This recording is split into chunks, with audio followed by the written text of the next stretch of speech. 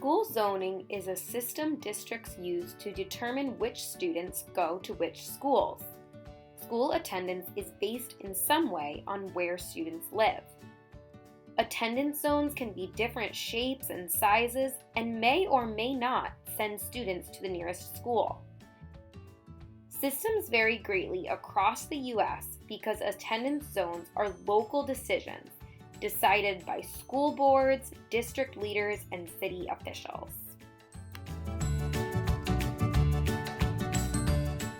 While these attendance boundaries may seem objective, in some places they are often drawn in a way that perpetuates inequities, particularly when zones group students by race and economic class. At first, it may seem that this is because people of like demographics choose to live near each other. And it is true that not all school zones were created with malintent. However, a deeper look at our country's history can explain the problem. The 1954 Supreme Court case Brown v. Board of Education ruled that segregation was illegal. After the ruling, students of any race could technically go to any school, but some school systems found a way around the mandate. They simply redrew school attendance boundaries in a way that separated different neighborhoods, and therefore races. In some places, especially in the South, these decisions still impact school zones today. A 2013 study of schools in Richmond, Virginia, revealed how political stakeholders used hidden information to make rezoning decisions that continued to marginalize African American students.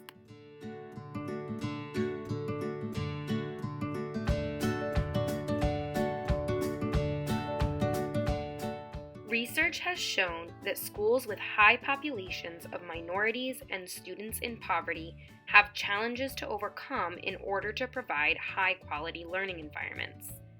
There are so many factors that can impact school quality: home situations, social-emotional needs, teacher turnover, resources, allocation of funding, and more. If upper-class families find themselves in zones where the schools are not desirable, some just choose to send their children to private schools in the suburbs. Meanwhile, other families who would like to move to different school zones face government policies related to housing loans that prevent them from doing so. Some cities have programs that bus students to other better schools far away. Some cities have lotteries for residents to attend charter schools instead of district schools. While these options provide positive opportunities for individual students, they don't improve local public schools or solve the problem at large.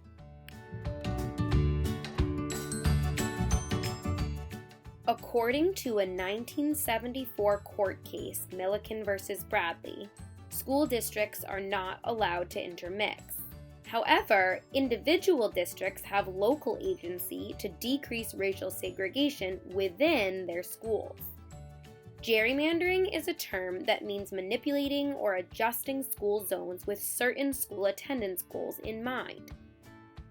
Sadly, some districts have used gerrymandering to further segregate, but gerrymandering can also be used to make zones more diverse and inclusive. Some districts have desegregation orders from the government, mandating the combination of different demographics.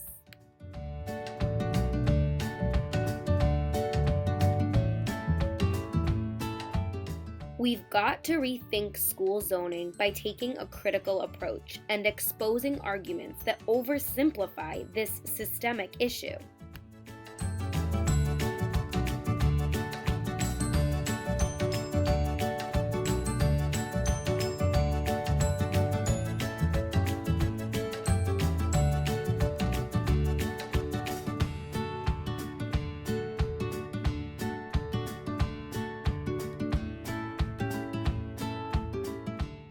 Underperforming schools, or what people call bad schools, have less to do with the students who attend and more to do with where leaders put creative resources and energy. School boards and district leaders need to take a critical look at school zones and consider instances where redrawing boundaries or changing policies would be equitable to all. These are local decisions, and people's input can make a big difference.